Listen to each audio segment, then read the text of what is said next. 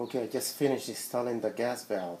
It took me, I don't know, maybe 30 minutes to get it in and out. So as you can see, the dryer is already back together. So now it's time to test it.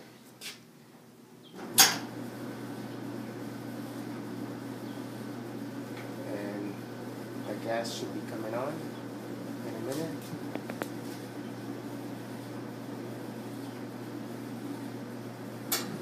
There it is.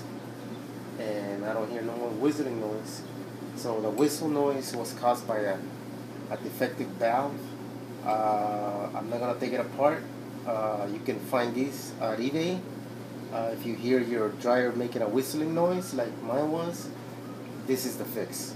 But just to make sure, when you do this, make sure that the gas is fully turned off, and also your electrical to the dryer, everything is disconnected before you do anything. Take precaution. Alright, bye.